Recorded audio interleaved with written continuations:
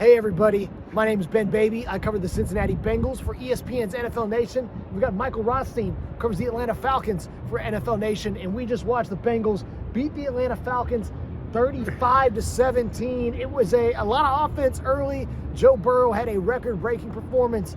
Rothstein, what did you see from this game? Oh man, honestly, it was ugly, and I don't think the 35-17 score probably is indicative of what we actually watched, because yes, the Falcons had a couple of instances where they showed competence offensively, but largely, especially in that second half, it was the worst offense I've seen from the Falcons this year. 40 yards of total offense in the second half. That's not going to get it done. Arthur Smith and his team, Ben, they want to run the ball, and they were just not effective doing that, at least to the levels they have been. They only had a little over 100 yards rushing today, which, while that still sounds nice, right? It's not when you're the Falcons, because the Falcons have been going over 150 almost every week. And when you're that type of run offense and you're not getting going, and Joe Burrow is throwing for 481 yards, which is the second most ever against the Falcons, you know, it's not going to end well, Ben, is it? It is not, as we saw for the Falcons. It ended well for the Bengals. Like you said, Burrow threw for 481 yards. That was the fifth 400-yard game in 3 seasons for Burrow. He sets the NFL record, broke former Ace Ventura Pet Detective star Dan Marino's record with that 400-yard mark. And like you said, with that rushing offense, you know, I thought when we looked at this game, you know, we looked at it in our, you know, viewer's guide on ESPN.com in the week. I thought it was going to be a really interesting matchup because you had that run-based offense. The Bengals know, you know, how much the Falcons like those zone reads, how much they like to have Marcus Mariota lull you to sleep a little bit and then reel off that big one. And we saw in the first half, you know, they had that drive where they were able to put that 10-minute drive, a massive drive that ended with the touchdown. The only thing is that it takes a lot of time, and by the time the Falcons were able to get that offense rolling, they were already in past the sticks territory. They were down 21-0, and when you have an offense that puts up points like the Bengals, you need to have a quick play offense, a quick strike offense to get rolling. And I thought that Joe Burrow, you know, I asked him after the game how well he thought he looked in really the last couple of weeks, and he feels like he's playing his best ball of the season. It's almost been 3 months since he had that emergency appendectomy, and I thought today the ball came out really well. You know, Arthur Smith said it in his post-game press conference. You know, the Falcons coach said they gave him a lot of looks. You know, he just knew where to pick apart in terms of the zone defenses. He knew the soft spots. And I asked Bengals coach Zach Taylor, and he said, you know, it puts him at ease, you know, to be able to just give him a play call and let him go to work. When we look at what didn't work for Atlanta, we talked a little bit about the run game, but what else didn't pan out as well as they would have liked? Well, it all starts with the guy we're talking about over and over again today, and that is Joe Burrow, in that the Falcons' plan for Joe Burrow kind of got blown up because A.J. Terrell, their top cornerback, the guy who's been following and kind of shadowing top receivers all year long, he gets hurt in the first quarter with a hamstring injury. We don't know at this point how serious it is. After the game, Arthur Smith said that they need to get imaging and doctors, and then they go from there. It's the second straight week he has left the game with an injury, actually same leg. It was a right thigh hamstring injury last week, but when he goes out of the game, it changes their game plan, because Darian Hall, their second-year cornerback, who ended up being their top corner by the end of the game, he told me that their plan was to have AJ shadow Jamar Chase a little bit, kind of reminiscent of their Clemson-LSU matchup back in college, which didn't go well for AJ Terrell. But I actually talked with AJ Terrell this week, and he said he had never watched that tape because he went right to draft process after that. But once that happens, Ben, the Falcons cornerbacks are Darren Hall, a second-year pro, making his second ever start. Cornell Armstrong was on the practice squad this week and is an elevation and is really just back on the team from injury because he suffered an injury in the preseason. Isaiah Oliver's only in his second game back from a torn ACL. Those are your 3 starting cornerbacks. It's not going to necessarily go well when you've got a team that has 3 potential number 1 receivers on the other side of it. So I think it completely changed some of what they're going to do. Now, I'm not going to make injuries an excuse here, and the Falcons certainly aren't going to do that. But it definitely showed, because I think once A.J. Terrell got hurt, that's when I think we really started to see them light it up. Because that first drive, don't forget, that Tyler Boyd touchdown, that was Richie Grant falling down. That happens. I asked him if, like, the turf moss, he's like, I don't know what happened there. Like, yeah, and you saw that, and that's what gave Tyler Boyd that touchdown. So really, I think those injuries in the secondary, injuries at cornerback, really hurt the Falcons, because their run defense, I thought, was fine. I know they did a pretty good job on Joe Mixon, but listen, when Joe Burrow is going for 480, there's not much you can do. Yeah, you talked about having 3 potential number ones, and I think a lot of people wondered how good this receiving core and this offense could be. When you looked at it on paper, you had T. Higgins, Tyler Boyd, Jamar Chase. I think T. Higgins was about 7 yards away from all of them having 100-yard games, which shows you how potent this offense can be.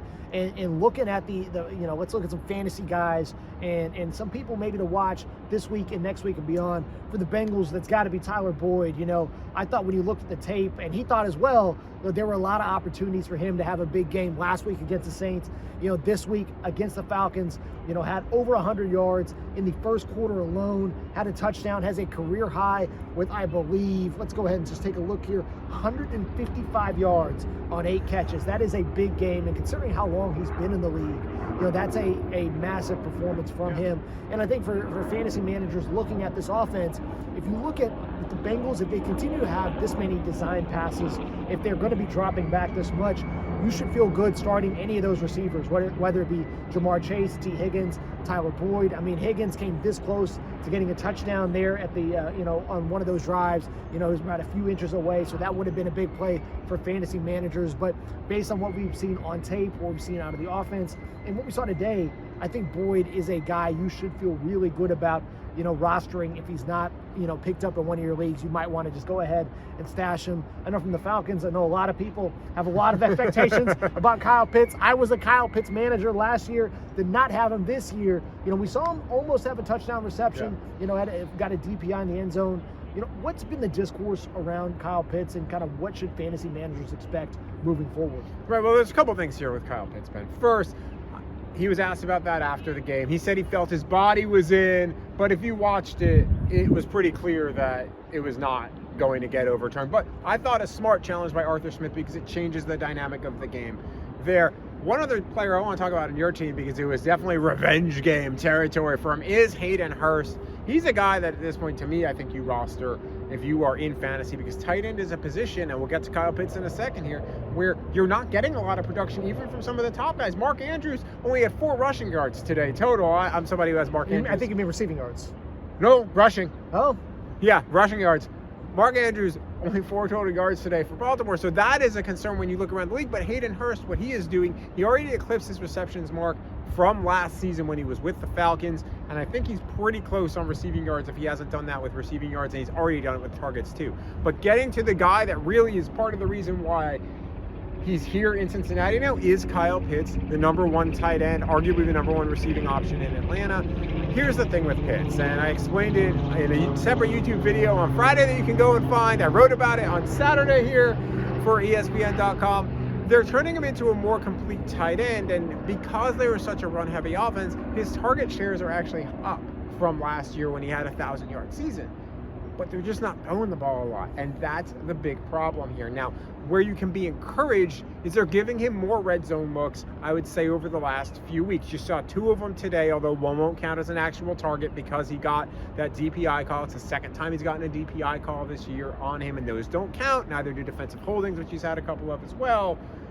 But you're starting to see that happen more. But right now, if I'm a person that has Kyle Pitts on my fantasy team, I'm concerned that maybe he's a little bit touchdown boom or bust, and that's a little bit worrisome for a guy that I think a lot of people had high expectations for. All of that said, when I talked with Kyle Pitts about this, Ben, first of all, he's not worried about fantasy. He cares about winning. But the second part of it is very simple. He's like, this is a long season. It's 17 games. I believe it's going to happen. I believe it's going to come. And watching Kyle Pitts play, there's no reason to think that won't happen.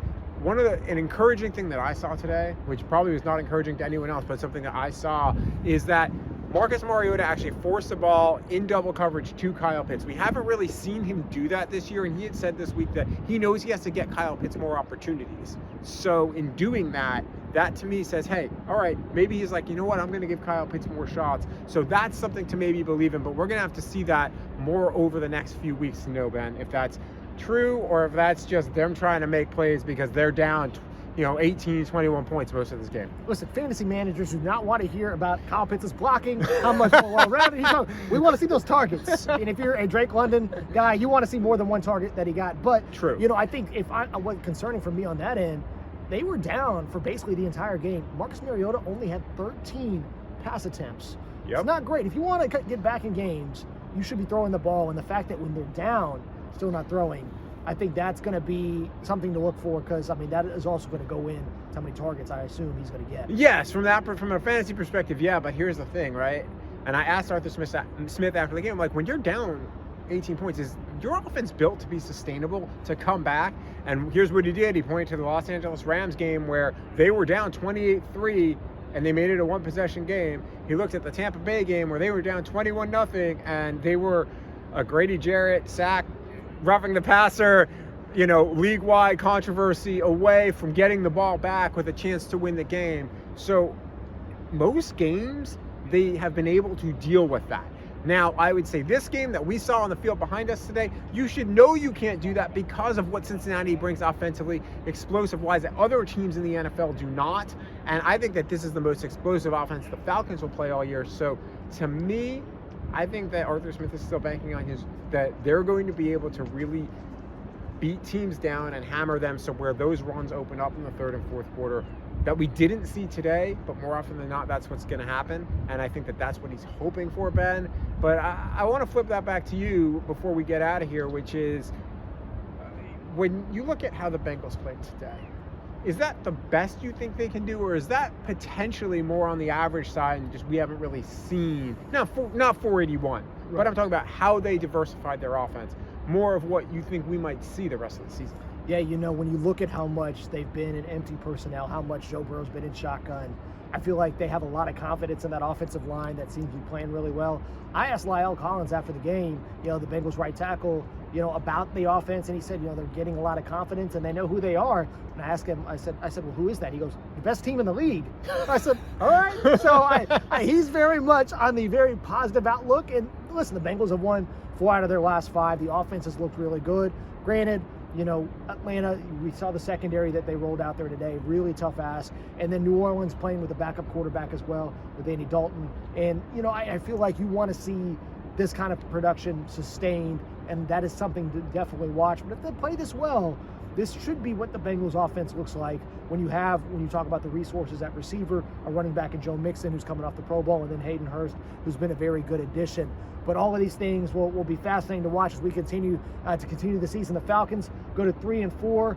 That NFC South looks real interesting this week. So they're still in first place. That's the wild thing about all this, Ben.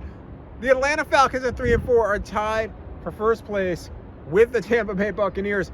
And yeah, I mean, that's every year there's always one division that is like this. Remember the NFC East a couple years ago? Yes. Like the NFC West a few years back. Like there's always one division, Ben, and I think that this year it might be the NFC South. But here's the wild thing. I asked Rashawn Evans about this after the game because I'm like, y'all are in first place at 3-4. Like, how does that feel? Like, and he's like, like he gives it a one game at a time thing. But then I'm like, but you look at what happened in Tampa. You blew a 16-point lead in the opener in New Orleans. I'm like, do you think about those things? He's like, yeah, I think about those opportunities that they missed them. So that's in their heads of how close they could have been to 5-2, and they will be running away with this division at 5-2 because those were division games too, Ben.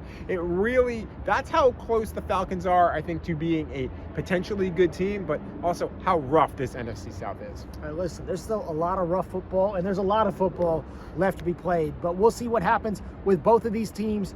Bengals take the victory here in Cincinnati, 35-17 over Atlanta. Thanks for watching ESPN on YouTube. For live streaming sports and premium content, subscribe to ESPN+.